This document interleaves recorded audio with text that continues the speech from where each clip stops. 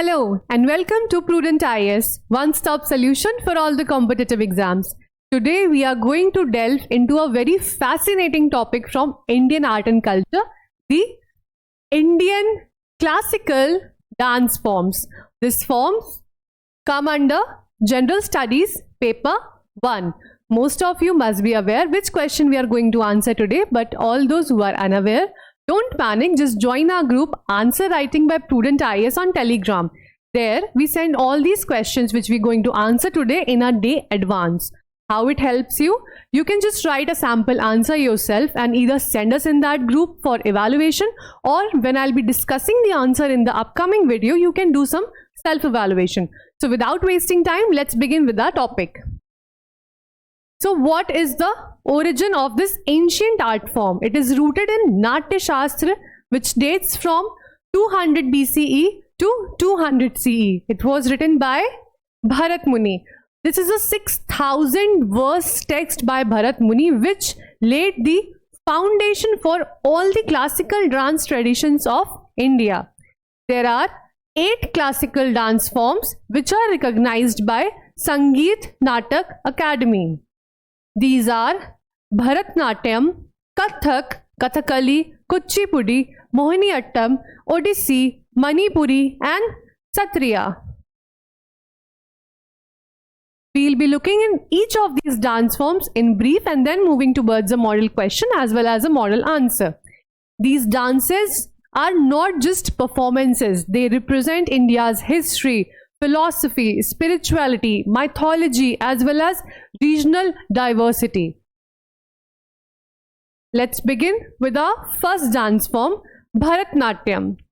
So while reading about these, what are the key areas where you need to focus? First up is the origin. Second up, if there are some key features about that dance form, for example, some mudras, some footwork, some stories they depict and about whom those stories are, and then the notable exponents from that dance form. So coming to Bharatnatyam, it is one of India's oldest classical dance forms that originated from Tamil Nadu. So it is a southern dance form. It was traditionally performed as a temple dance by Devdasis in the Tamil Nadu.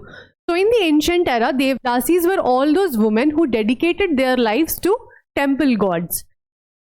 They performed dances, they did singings, and it is often also said about them that it even gave sexual services to the patrons. Next up is the graceful mudras. A very important feature of this dance is elaborate hand gestures that convey specific meanings and emotions. So first up is the temple origin, next the hand gestures, and third is the footwork, the importance of the rhythmic footwork. Precise and dynamic movements that create complex rhythmic patterns. Then the third aspect of this dance is the expressive abhinay, that is the facial expressions that portray devotional themes of Bhakti and Shakti. Bhakti is often for the male and Shakti for the female powers. Next is Kathak. It is a North Indian classical dance form known for its storytelling and rhythmic complexity. So what is key to this dance form? The storytelling aspect. From North, storytelling origin is in Uttar Pradesh. It was influenced by Persian and Mughal traditions, creating a unique blend of cultural elements. So by knowing about these dance forms, we also come to know which areas were ruled by the foreign powers, what was their influences. The key feature is the signature spins, that is the chakras. Known for its fast, precise pirouettes and intricate footwork patterns. So what are these? When the dancers make a spin and then along with that they make tatkar, that is the foot pattern works. While doing this, they do some mythological storytelling. These stories are from Hindu mythology, especially the stories of Krishna and Radha. So the influence of Krishna and Radha in the northern India, specifically Uttar Pradesh part, is quite evident. Who were the notable masters? The most famous Pandit Birju Maharaj, Shovana Narayan, who elevated this art form. Next is Odissi and Manipuri. So Odissi originated from Odisha. It is one of the oldest classical dance forms of India. The style of Odissi is known for its temple-inspired movements. Tribhangi, that is a S-curve posture and graceful hand gesture. Now, what is important to note down? The terminology which we are using. For this art and culture paper, we are using some keywords like Tribhangi, the footwork patterns, temple-inspired movement, the hand gestures. The notable exponents are Sanjukta Panigrahi and Kelu Charan Mohapatra. Coming to Manipuri, from the northeastern state of Manipur, it focused on spirituality and devotion.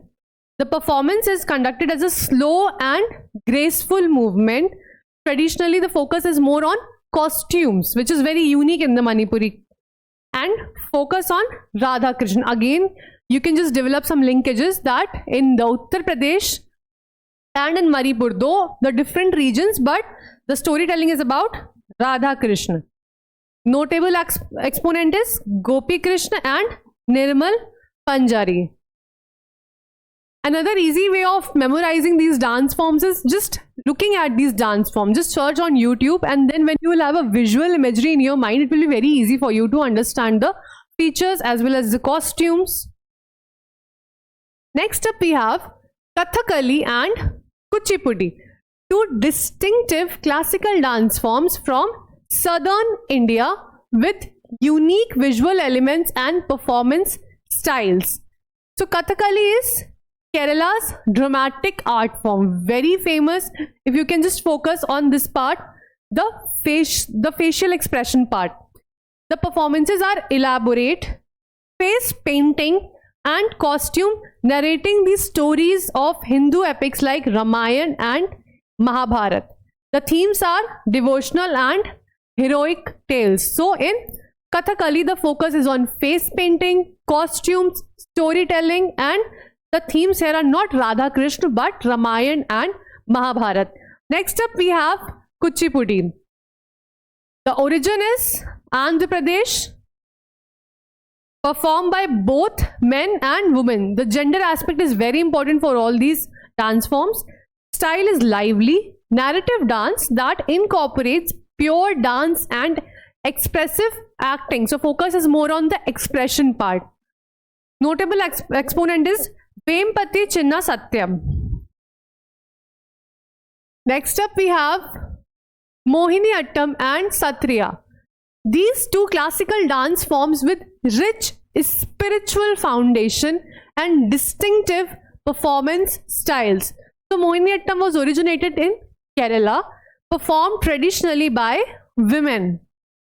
The style is very soft and sensuous movements that depict Shakti, the feminine power. The notable exponents are Kala Mandalam Satyabhama, Dr. Kanak Relay. In Satriya, the origin is Assam, another northeastern dance form which is performed in Vaishnavite monasteries. Very important feature of the dance form. Performances is spiritual narratives and bhakti based dance. So again, these are the storytelling methods which are passed through generations. The notable exponent is Bhavanand Barbayan. What is the role of these dance forms in Indian culture and society? First, they are the expression of spirituality. Now, these dance forms are often linked with rituals and temple worship, serving as a bridge between the human and the divine. So yes, of course, because they are performed mostly in temples, they are the expression of spirituality. Again, the cultural heritage aspect, because they preserve the mythological stories, historical traditions to embodied knowledge, and then as mentioned, they are passed down the generations to come. So it's at that time it was very difficult to document down all the stories, right? So through these dance forms, the stories are passed through songs, dancing, verses. Again, there were not many means for social gatherings, social functions like we have today. So they served as a means of community bonding. Women empowerment, they express themselves through these fierce dance forms.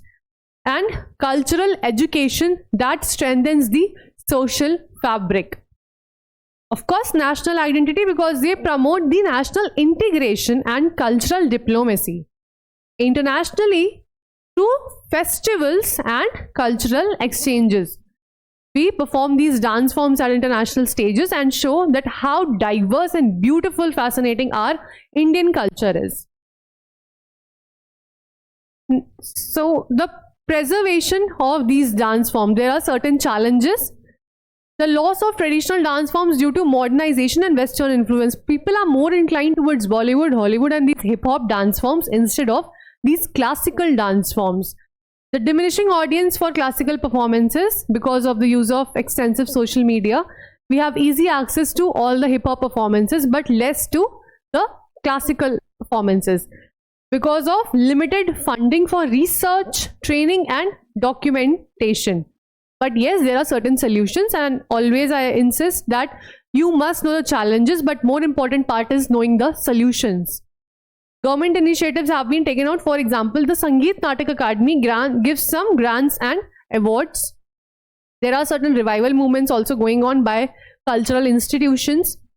Digitalization and social media platforms are now being used for these dance forms. We are using all these technological advancements for our benefit, but more needs to be done. What is the future of these dance forms? See, the continuation of India's rich dance heritage depends on several key factors. First is continued innovation. While maintaining the traditional values, classical dances must evolve to reach the global audience. We need to incorporate some elements of contemporary era, then it will reach the global audiences. Government support and institutional support is very important because for the sustenance of these art forms, awards, scholarships and research is important. Youth engagement, reaping this demographic dividend, we can revive the interest among the younger generation, which is the key to continuity of India's rich traditions. If the youth starts watching these dance forms, performing these dance forms, then definitely there will be some sort of revival of these dance forms. So there are some questions. Before answering one of these questions, I have raised 3 questions today. Discuss the evolution of Bharatnatyam from temple rituals to contemporary performance art. A very critical question which I want you to answer, and then send me those answers in the group or in the comment section, attach the images. What role do classical dance forms like Kathak and Odissi play in preserving India's cultural heritage? Next up, evaluate the challenges faced by Indian classical dance in the modern era and suggest the ways to ensure its preservation. So today we will be answering the second question, the role of the dance forms in preserving the India's cultural heritage. But for sample, I have presented 2 more questions. Focus on the directive word as well, where you need to evaluate, where you need to discuss and just describe. The most important part of this video, the model question, what role do the classical dance forms like Kathak and Odissi play in preserving India's cultural heritage? A 10 mark 150 word question. As I always say, just pause this video, write a sample answer yourself. Either you can send us the answer in the Telegram group or do some self-evaluation when I'll discuss the answer in the upcoming slides. It will hardly take 10 minutes. The model answer. First, we'll follow the intro body conclusion approach. Yes, some points are repetitive because students who are watching all the lectures, but for some students, these lectures are new. So I repeat in brief the previous parameters as well. Always follow the intro, body, conclusion approach, but do not give these headings as introduction, body and conclusion. Just begin from here. Since this is a 10 mark question, the introduction needs to be very concise. Up to 20 to 25 words is sufficient. Classical dance forms like Kathak and Odissi, because these are the main asked in the question. They are the key in preserving India's rich cultural heritage. They reflect historical traditions, spirituality and regional diversity. In brief, we have given some insights about the topic. We'll move towards the body of answer where we'll use the major chunk of the word limit. So what we'll do is we'll use some headings, then some subheadings. Today I'll be presenting you two structures of writing the same answer, and then you can choose yourself which one is the better one. So the heading needs to be self-explanatory, very precise according to what is being written under this heading. You need to highlight the heading by underlining it or drawing a box over it. Under this I have used these numbering 1 and 2. For Kathak, it narrates the Hindu epics through storytelling, focusing on characters like Krishna and Radha. I have discussed these points, so I'll focus on the structural parts. Odissi rooted in Odisha depicts the devotional themes, especially through temple rituals and bhakti. So the mythological aspect is addressed. Then for the cultural and regional identity, Kathak will blend the Hindu and Mughal influence, preserving the North Indian cultural identity. Now Odissi will showcase the sculptural art of Odisha's temple, preserving the regional custom. So it's very important that the content which you have studied and the question which is going to ask is going to be different. There is going to be some differences. You need to develop some analytical approach. How to convert that content as per the demand. Yes, you have read that Kathak was a blend of Hindu and Mughal influences. So what it did was it preserved the North Indian cultural identity.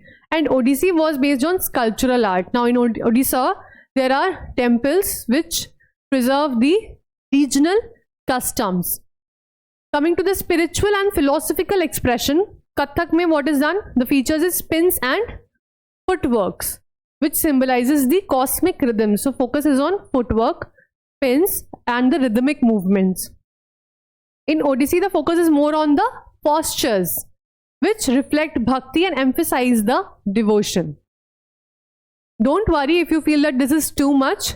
By writing answers daily, you will develop the habit of linking the content with the demand of the question. Now, as mentioned, the other structure which you can use is this. That is the comparative structure. Now, I'll be telling you the benefits of this over the previous one. See, first, in the previous structure, there was again and again repetition of these two words, Kathak and Odissi. So to avoid this repetition, we made this tabular format where we wrote down all the parameters, that is the aspects, one under the other, and then for Kathak and Odissi, the same content is phrased in this form. This will save the word limit. This will enhance the presentation, make your answer look more formal. What you need to focus here is all the words which are in bold, just underline those words so that they are highlighted. Fusion of Hindu Mughal influences, preserving Northeast. You can just have a look. I have already read those in the previous slide. The content is the same. So next up, the last part of the answer, which you must never skip. Also keep in mind while writing the answer, use the space very efficiently, because students often start from line spacing. They write introduction, leave enough space, then write the body, and when coming towards the end, there is no space left and they write congested conclusion. So you need to avoid this, develop writing habits as per the alignment. You need to complete a 10-mark answer in maximum of 2 pages and 15 marker in maximum of 3 pages.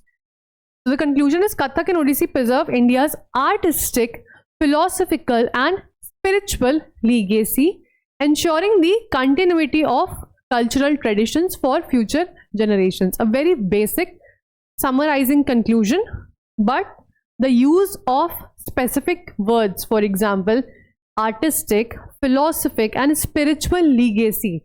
This is as per the subject art and culture. So you need to incorporate some words as per the subject to fetch more marks. So this is it for today. I hope the topic is pretty much clear to you all. If you want more in-depth analysis of these topics, do let me know in the comment section. We'll make separate video for each dance form. Till then, just subscribe our channel Prudent IAS and join our Telegram group Answer Writing by Prudent IAS. Thanks for watching.